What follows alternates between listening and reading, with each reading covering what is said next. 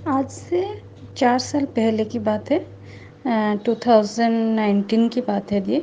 अगस्त 8 को एक इंसिडेंट हुआ हमारे साथ। एक्चुअली क्या हुआ, उस दिन मेरे हस्बैंड का एक्सीडेंट हो गया।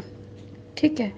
और ब्रेन में लगा, जो उनका मेमोरी जहाँ पर रहता है वहीं पे लगा। ठीक है।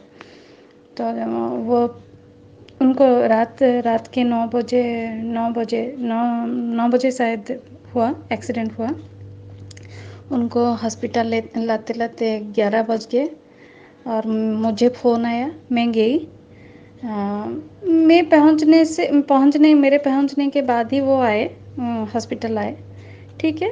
उस टाइम क्या होता था ना, मैं अभी भी हर रोज़ अपने महामंत्र में अपने मुंह में जाप करती रहती।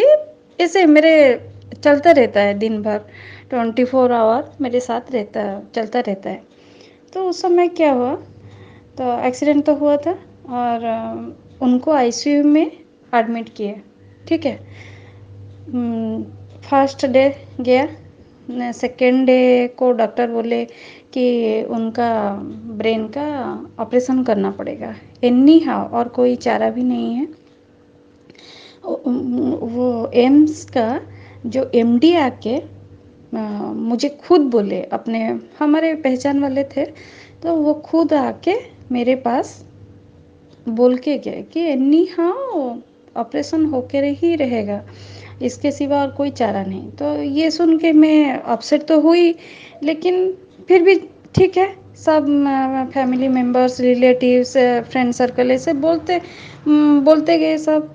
और जितना सुनने को मिला कि एक्सीडेंट, वो ब्रेन का ऑपरेशन इतना सक्सेसफुल नहीं होता है। ठीक है। तो क्या करें, ठीक है। जो भी हुआ, मैं तो हर वक्त मतलब मेरे महामंत्र लेती रहती थी। और आईसीयू में जबकि हमारे पहचान वाले थे, क्या हुआ कि आईसीयू में किसी को अलाउ नहीं ना रहने के लिए, पेशेंट का कोई रहने को अलाउ नहीं है, लेकिन हमें था। ठीक है। मैं रहती थी अपने हस्बैंड के पास। जितना टाइम मेरा मन है मैं रहती थी। रात को 11 बजे तक शायद मैं रुकती थी, 2 बजे 3 बजे फिर जाती थी और बाहर में वेटिंग में आके बैठ जाती थी। और ऐसे होता था। सेकेंड डे इवनिंग को, थर्ड डे को रात को ऐसे मेरा तो खाना पीना पूरा बंद हो गया था, लेकिन मुझे तो कुछ नहीं लग रहा था।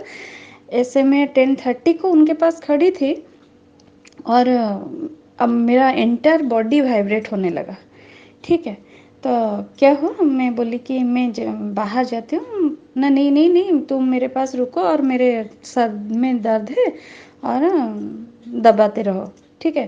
तो मैं बोली नहीं, मुझे कुछ अच्छा नहीं लगा। नहीं, मैं ऐसे नहीं बोली, मैं बोली कि नहीं, मैं थोड़ी देर जाके आती हूँ। ठीक है। ऐसे बोल के मैं बाहर आई।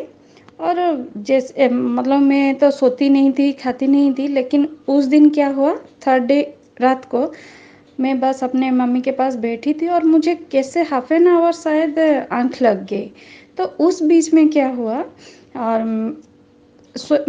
अब खुद से बाबा, साईं बाबा खुद से आए और मुझे बोले कि ये लो, ये विभूति का पुड़िया देने लगे। मेरा क्या ऐसा होता है कि जो कोई मुझे प्रसाद देता है ना, मैं बोलती हूँ कि अच्छा ठीक है, रुको मैं हाथ धो के आती हूँ।